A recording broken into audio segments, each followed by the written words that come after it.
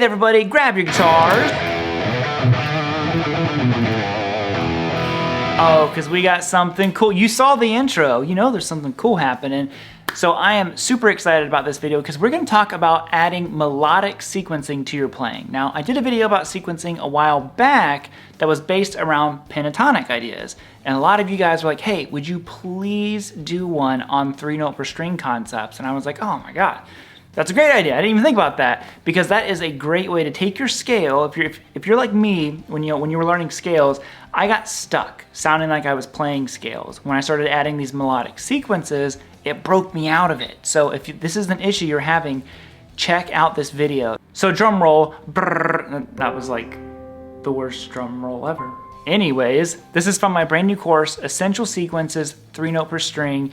If you guys get anything out of this video you're about to watch, check out the new course. It's the best way to support the channel. This one was 100% requested from you guys. You like the pentatonic based one?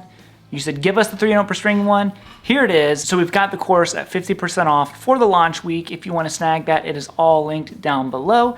And grab your guitars. And, let's get into this. Let's make our sequences melodic. Let's do it.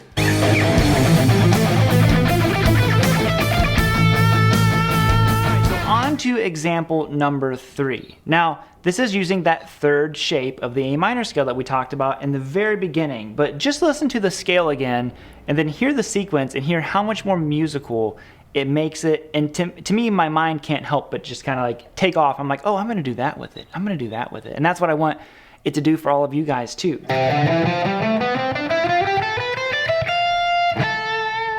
Now, I know it is, some people are going to say that as the C major scale, but remember, we're taking this into the context of A minor at this point. That's what the backing tracks are all based out of.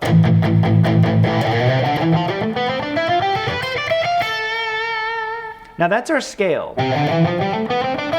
We're going to go like this. Almost like a delay effect, too. Like, you could sit there and add delay and all kinds of stuff to that.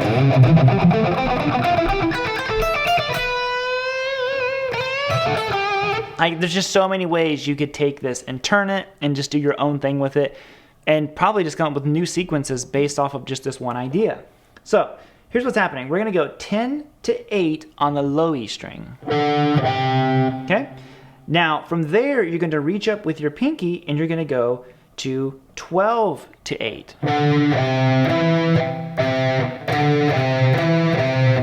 Now what's fascinating about this is still kind of like a 3-note per string layout, but we've incorporated 4 notes now. So if you remember when I talked about the picking of the first 3-note per string, how it changes on every single string, well, this one stays the same. We go down, up on every single one. So it keeps our picking the same because we have taken 3 notes and turned it into a 4-note sequence. So that A string is 10-8 and then 12-8. Like I said, mirroring the low E string. Now, I'm going to give you guys a few pointers here about what fingers to use and why I'm using them here at the end of the lick, but let's just get through the lick first. You're going to go 10 to 9 on the D and then 12 to 9.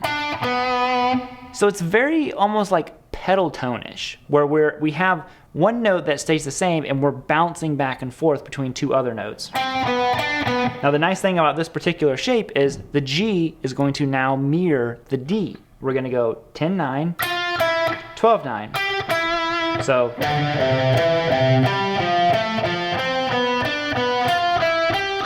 now the good old trusty B string again makes us shift up a fret. So we're going to go 12 to 10 on the B, 13 to 10. My fingering changed here as well, so not only did we shift, I changed what fingers I was using.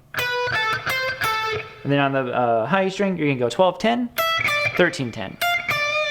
So all together, nice and slow, it would go like this.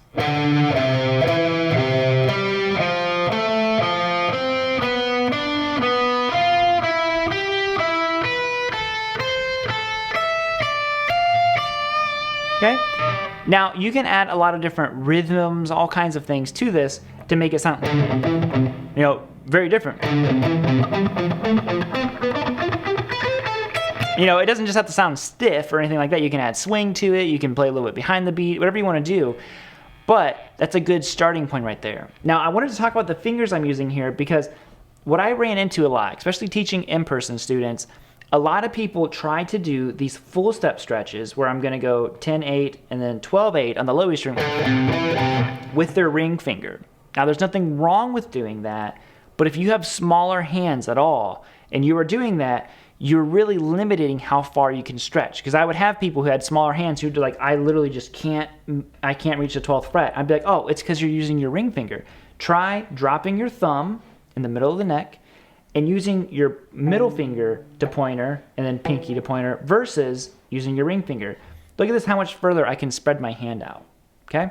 It's just little tips. Little things like that make it easier to play stuff like this.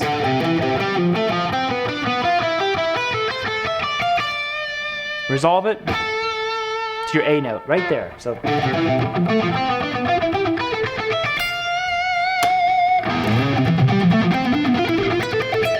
Again, as fast or slow as you want to play it, but it just makes it sound more musical. All right, guys, I think that's gonna be it. If you made it all the way here to the end, thank you so much for watching the videos. A lot of you know we're getting ready to move, so I'm trying to get these courses done and all that stuff. We're paying for the move. We got to get this stuff going. So if you would, check out those links down below.